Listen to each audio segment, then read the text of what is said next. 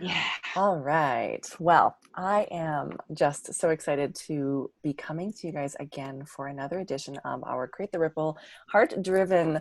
I don't even know what I'm going to call this, Jayka. It's been kind of a crazy thing. Funny story before I get too far into this is I was basically gently arm twisted into doing this, even though it's been a passion in my heart. And I share that because a few of the listeners who listen to these things experience me as someone who calls them and say, hey, I have an idea. And they go, oh no, what are we up to now? Right. So it's a little bit amusing for them to see that, I had a friend who was a stand for me and said, I have a network, and that's our Divas That Care network. And thank you to Candice Gish for um, knowing that this was something I really wanted to do and content I wanted to put out into the world. And to that end, for someone who's listening into us, when you like, comment, share, post, subscribe, all of the things, wherever the buttons are, please do that thing, because it means so much to us who are putting the content out into the world when you let us know that what we're doing is providing value, because that's really why we do it, right? I mean, it's a little outside of our comfort zone. um, Yeah. Nobody necessarily wants to have their butt hanging out there. That's what a girlfriend of mine said the other day. She said, Candice, your butt's kind of hanging out. And I said, I know. But the funny thing is, Jayka, is I feel better about myself and my life when I'm just sort of being like, yeah, this is me and this is the space I'm taking up in the world. And it's been a bit of a journey to get here. So Hmm. for those of our, listeners coming in for the first time, leave us some love, share, comment, like, subscribe. And the guest I have on today, we've only recently gotten to know each other, and I've been sort of sharing with our listeners, Jayka, that most of the people I've interviewed have been people I know. So I literally sent them a link and I said, I would love to have you on my podcast, or they're doing something cool in the world. And I said, I want you involved. And you were actually the first one that reached out to me and said, I think what you're doing is cool. I want to be here. So Yeah. it's kind of a special moment for me because, and I'm putting it out there that if someone else has a story to share, this is a platform that I really want to use to create that space. Hmm. And you and I chatted, I think it was last week Yeah. at live time. And I think we could have talked for a very long time. We were having a great time chatting. So typically I love it when my guests can come on and share their bio, so to speak, so their introduction. So I'm going to welcome you to do that. And then we'll kind of Hmm. see where the conversation goes here kind of organically. So anyway, call is yours, my dear. Thank you. Thank you. Well, I'm glad I got the ball rolling, and I'm the first person that gets to be on your platform that, we don't know each other all that well. Mm-hmm. And I look forward to getting to know you better, actually. Thank you. We live pretty close together. I know. So, um, talk about, hanging my butt out there. Last, That might have to be the title. I never know what I'm going to call these things, yeah, and I'm always looking for that marketing one that'll make people go click. Right now, that I want clickbait, but the yeah. title of something is important. So for those people who are listening in, Hmm. this is about being your authentic self. Yes. So my journey has been with cancer and healing my body through a surrender practice. And since I have, um, you know, become vitally healthy, I have decided to share that with as many people who are willing to learn about surrendering. And so my butt's been hanging out there, and it's not always comfortable. It really isn't. Oh, And so vulnerability has been my middle name ever since I started this surrender practice. And on top of that, I'm really all about tapping into my intuition. And I ask myself and I meditate on it, is this going to be for the greater good? Is this going to benefit my business? Is this going to create more? I just put that out there and it feels light. I do it. And it's not always comfortable. It isn't. No, because of course there are people who are not going to necessarily embrace me for what I do. And that's okay. That's okay. Yeah. Yeah. So surrendering is what I'm all about. I'm the queen of surrender. And so to I love backtrack, that. I love that because I'm a bit of an A-type personality. I think that's what uh-huh. they call me. So I really like the illusion of control. I was going to do a Facebook post the other day, and I'm like, this is for the, you know, the lack of control. And I like, I was like, in brackets, I know it's an illusion, but sometimes I like living in the illusion that I have some sort of control over what happens. So back to you, our surrender Yeah, queen. yeah. So control, that was kind of my game as well. Not so much controlling that which was out there, more so than the control I had in my inner world.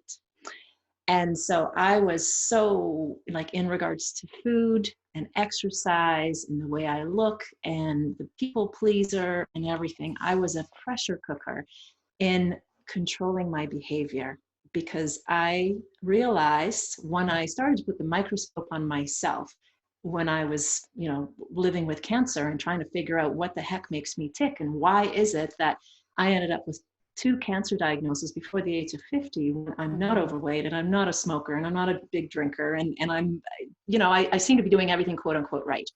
And so as I put the microscope on myself, I started to really understand the underlying energy of my behavior and how unhealthy it was.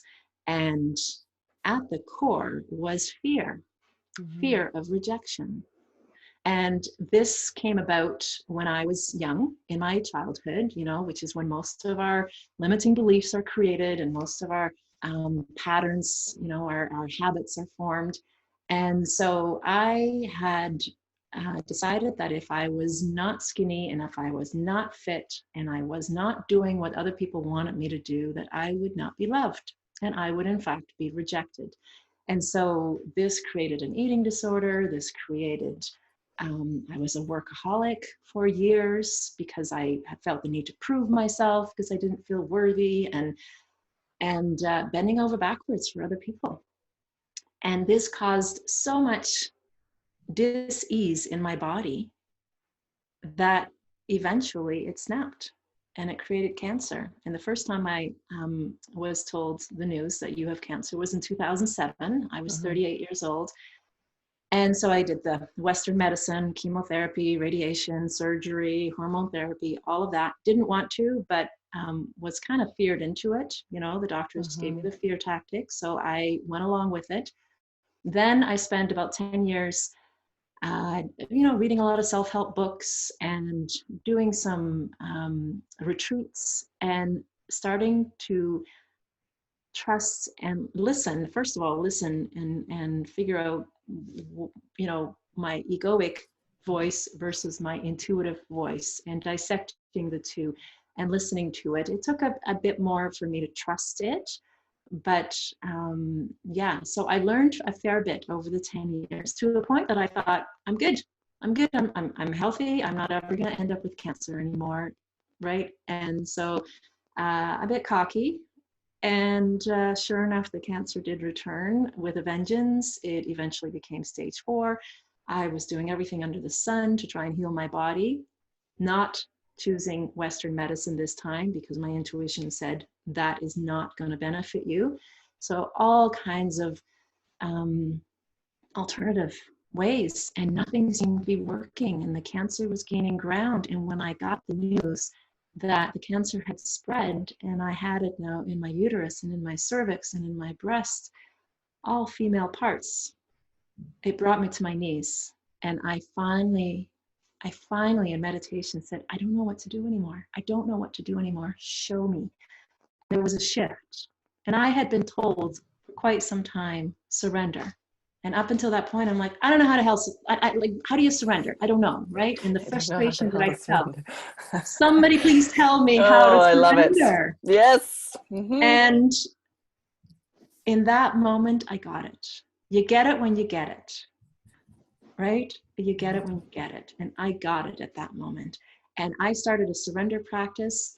It was kind of like a meditation practice. I would spend hours and hours every day allowing myself to feel shame, to feel guilt, to feel fear, to feel anger, all of these things that our culture, many cultures around the world, we're not allowed to feel these things, and so we're not taught to feel these things. And so you bury them I swept them under the rug and covered them up with a smile and said to the world, there's nothing going on here. Don't worry about me, right? I'm perfect.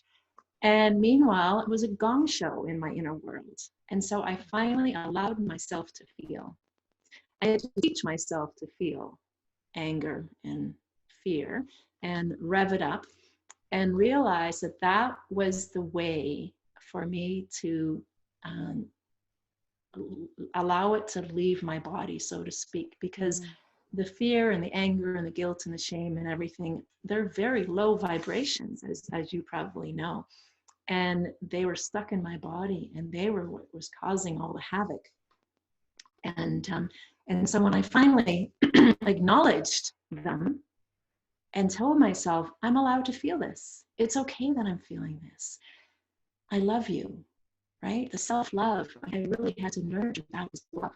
And I started to feel lighter and lighter and lighter, and in meditation.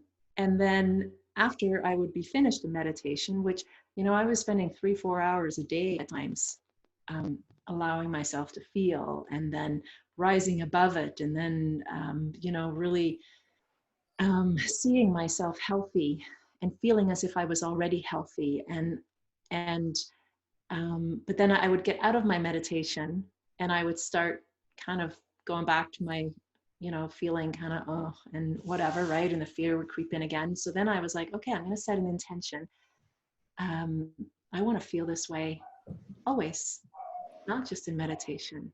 I want it to be all day, every day, where I feel this heightened vibration and self-love. And this happened after about 6 weeks.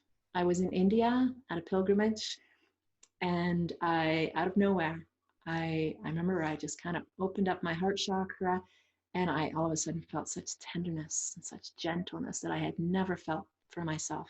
And the best way for me to explain it is what you would feel for a newborn baby, that kind of tenderness. And it melted my heart. And that has stayed with me. I continue to feel this tenderness. And so it's like I've embodied love. And what such an amazing thing was is that I was able to start to feel it for other people, especially those who are not easy to love or not easy to like. I started to feel it for them as well. And I started to feel more compassion and more patience and more, peace. And then another couple of months after that, I went for some tests, and I'm told, you're cancer free. And I just about fell off my chair.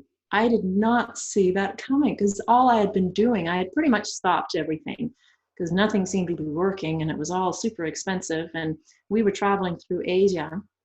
And so other than enemas, I was keeping up on enemas, and you know, the odd thing in Asia, quirky stuff that they do over there. I was really, the biggest thing I was doing was just a surrendering meditation, day in, day out, hours and hours and hours. And I thought, holy cow, this shit works. Like, it physically healed my body. And what a gift.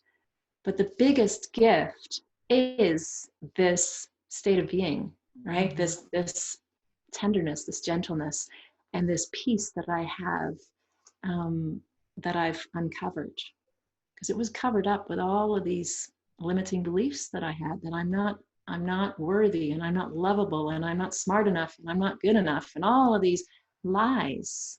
And so many of these lies had to do with being female, is what I also discovered. And I realized that I had taken on a lot of generational stuff down the line from my grandmothers, and of course they took it on from their mothers and grandmothers. But yeah, all this generational limiting beliefs about being female, and that I needed to prove myself by the way I looked, by what I did, and how much I worked, because deep down my belief was that I wasn't worthy because I was female. And I used plant medicine as well in my journey of healing. And then so one of the ceremonies with ayahuasca, the message that came through was, you are worthy simply because you are born, period. And it doesn't matter whether you're male or female, or black or white, or what you've done or not done, or what kind of job you have, or how much money there is in the bank. None of that matters. It doesn't matter whether you're skinny or overweight. None of that matters. You're worthy simply because you were born. And when I was first told that, I was like, yeah, I know that. I know that. And then when I started to dig deep, I was like, oh, at a subconscious level, I didn't know that. Yeah. So it was quite a journey. I see that. Yeah. I'm really, and I've said this on every time I do one of these, is I show up and I have an idea, because of course I ask you guys to fill out a questionnaire, right? So we have some direction for these. Mm-hmm. But I also show up with the expectation and the intention to show up, so that, you know, these can sort of take on a mind of their own, right? And Yeah. you know, be spirit led and that sort of thing. And I'm always intrigued that whatever my guest is talking about is usually exactly what I need to hear, right? I sit there thinking, so I'm doing these because I want to create a platform, and I feel like that's part of the mission, right? Part of Right. the idea to create that. And I love it, right? I have a background as an event planner, so that was part of that. So it's sort of an evolution. I think that that's life. And then I also sit here and think, no wonder talk shows are, you know, hosts are so happy all the time. No wonder they're always like, had this look on their face like, wow, because it is the neatest thing. And further to that, like even pulling more of that out of there. And this is something I want to leave my guests with, or the people who are listening in, you know, these are 20 minutes, you know, 25 minutes where I say, in this time, I'm blocking out this time to sit and be present with this person. And we're going to talk about an element or a couple of elements about your life, whether it's whatever you're putting out there into the world, because I know you've got a book and I want you to talk about that, or the program they're launching, or something they're passionate about, or something that they've been thinking about that they just want to get out to the world. One of my last videos was, you know, just a woman who's choosing self-care. Not that she's a self-care coach or anything like that, but that's all we talked about, is how she realized that she wasn't putting herself first. But if I looked at her, I would have said, oh, she's got self-care in there. Then she was like, no, dude. It took this moment, right? This situation, right? I don't even like to give it a name, but we all know that we're here and literally, you know, picked up, dropped in our homes with this sit, heal, stay, right mentality, and what that's bringing up for us. And so I've been considering this concept of surrender for a while, this letting go. Mm-hmm. And, you know, every time I say letting go, you know, I have a 5-year-old, and so I think, let it go, right? But I laugh at that, because letting go is not giving up. Letting go is about, but that's a big difference. And, you know, for this, Absolutely. you know, illusion of control, I like to maintain it feels like giving up. But it's about just, you know, getting in the flow. And so It's giving up on ego-based reactions. So it is that a is fun word? it is a bit of a giving up. Mm-hmm. Yeah. And I was thinking Yeah. about that, because certainly parts of my life right now, you know, there are other people involved in some situations that I'm working my way through. And I've been thinking a lot about, well, what if, you know, I gave up ground on this particular thing? And I think that's probably not the right attitude. That's the giving up attitude versus the, what am I supposed to learn from this, right? And so it's interesting, Mhm. because I'm a big proponent of Tony Robbins, who talks about the quality of our life is defined by the questions that we ask ourselves, right? So, you know, if you're feeling like, well, why am I stuck, or why am I here, or why am I sick, your brain's going to give you all of those reasons why that is. But you know, the quality of that question that you ask yourself can have a huge impact on the next steps. But let's talk about your book, because I know you've recently written a book. Right. And I know that if someone's listening, they're probably saying, I want to know more about your story. So talk to us about the book. Yes, thank you. So the book is called Healed by Cancer. I realized that cancer wasn't the issue. Cancer was merely a symptom of the diseased way of life that I was leading. And so, Healed by Cancer, it really indicates how grateful I actually am for cancer showing up in my life twice. You know, the first time I didn't quite get it, you know, so I guess I'm a bit slow, but the second time it took until the 11th hour, but I got it. Yeah. And that was so powerful, and I'm just so grateful. And so in this book, I go into great detail as to all the areas of my life where I surrendered, where I let go of control. Because the more you try to control something, really, the more out of control you are, right? But the more that you allow something to be, that allowance comes kind of from a different energy, right? The ego is always like, you know, and fearful and whatnot. And when you become really present, and this is what I do in my meditation, but throughout the day, is I tell people, you know, become really present and really aware of you and get to know you. What are your reactions? What are your emotions? How do you speak to people? How's your self-talk? Right? And when you start to pay attention to that, and you start to see patterns, and then, you know, ask yourself, is this working for me? Right? Start asking questions. And when you're really present and in the moment, you tap into your intuition, your higher self, because your higher self doesn't reside in the future or in the past. That's where your ego hangs out, right? There is only really this moment. And so I invite people, be really present and tap in and ask yourself those questions. And then what if it's okay? What if it's okay if this happened, or you acted this way, or so you let go of the resistance. And so many things that I was ashamed of, that I regretted, that I was afraid of, I started to have allowance for. And lo and behold, when I felt the allowance, which is really me telling myself, you're allowed to feel this. It's okay that you feel this. I love you. You're shining the light on it. And so the shining the light kind of on the darkness of the anger, let's say, and darkness can't survive in the light. So it starts to dissipate. And so the writing of my book was a big part of my surrender practice, because I had done things that I was ashamed of, and I had secrets that no one knew about. And even my husband didn't know about some of it, and my kids didn't. And my higher self in meditation, every once in a while, pops up and gives me some powerful messages. And I have learned over the last couple of years to listen and to trust. And no, they're not always comfortable. Often it throws me out there in you know, way out of my comfort zone. I actually sometimes refer to my inner being my inner shit disturber. And so this was one of those times where the message that came through was, write about it, write about your secrets. And I was like, no, nobody needs to know about that, right? Write about it.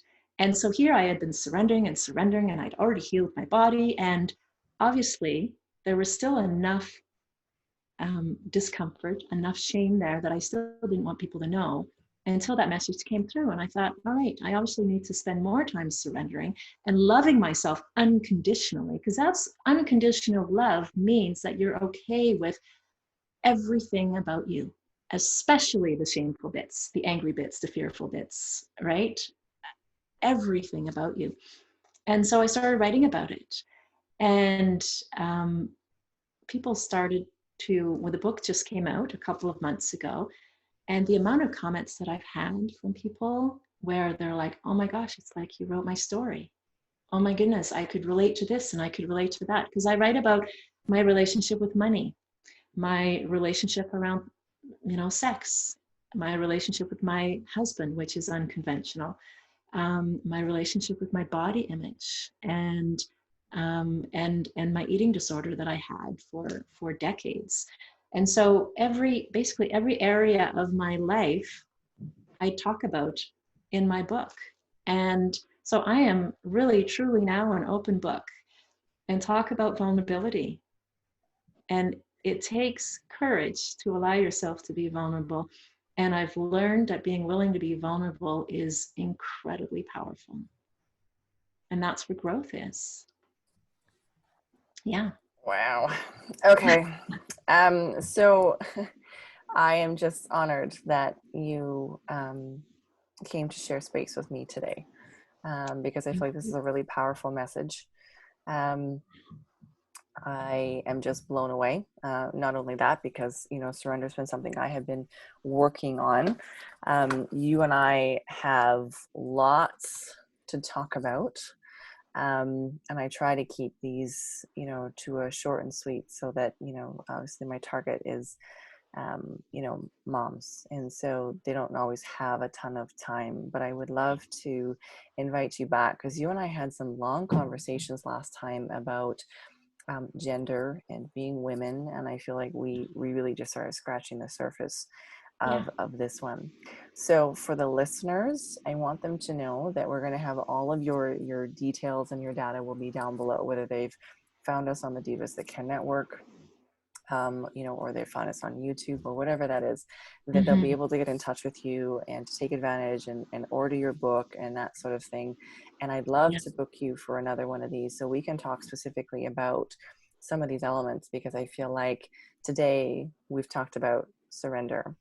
So Right. with that in mind, is there a message or a particular thought or something that is on your heart that you'd love to share with, the woman who's listening in right now and is maybe struggling to surrender to something or around something or for something?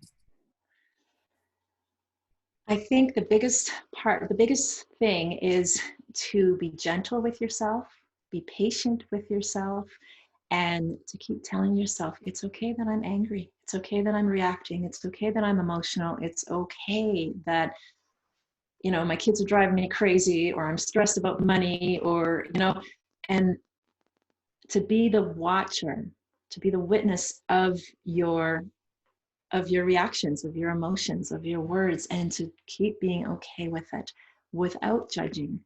And this is really the first step, is nurturing yourself and being gentler with yourself. And then as you continue on and you you fine tune this, you start to feel, my favorite word is freedom. And that feeling of freedom, and it's in all areas of freedom, with my health, with finances, with relationships, with everything. There's a freedom, and it's a beautiful thing. As a matter of fact, I have a Facebook group, and it's called Freedom, your Surrender, your ticket to freedom. And it's it and it's if I can do it, anyone can do it. We all can tap into that. We all have the ability to surrender, but it's about taking the ego out of the driver's seat, because the ego resists everything, because it's fear-based. So if we can take the ego out of the driver's seat and into the back seat, or even into the trunk, and start to be more aware, more present, listen and follow our intuition, it's going to make a huge difference. And as you mentioned, many of the women are moms. When we start to nurture ourselves, we become an amazing example to our children, because the children mimic us. And so this is not just healing yourself, this is healing to everyone around us. It's powerful. Surrendering is really powerful. Yeah. Well, thank you, Jayka. I really appreciate you taking time out today to hold space with me as well, and to share this. And for our listeners, we will have Jayka back to talk about this. I'm smiling because everybody I've talked to, I've been like, we need we need more of this. And isn't it great that we have platforms that let us do this and communicate? And it's funny because I knew they were out there, and it took something like the situations that we're in right now to drive us online, to make us realize that this was possible. This kind of connection is possible. So I wanted to say a big, huge thank you. Congratulations on, you know, that surrender process and the courage that you found to share that in a way that we can grasp and learn from and grow from as well. So thank you for taking the time to do that. You're Thank you very welcome. much. Yeah, Mhm. I've enjoyed it, and I look forward to our future chats. Oh, it's, yeah, we're gonna book that for the listeners. We are definitely booking it as soon as I'm hitting pause on this one. Perfect. Yes, absolutely. So I'm again, in. yeah, perfect. So you heard it right here. So for our listeners, again, if you got value out of this, like, comment, share, love, subscribe. It really does matter.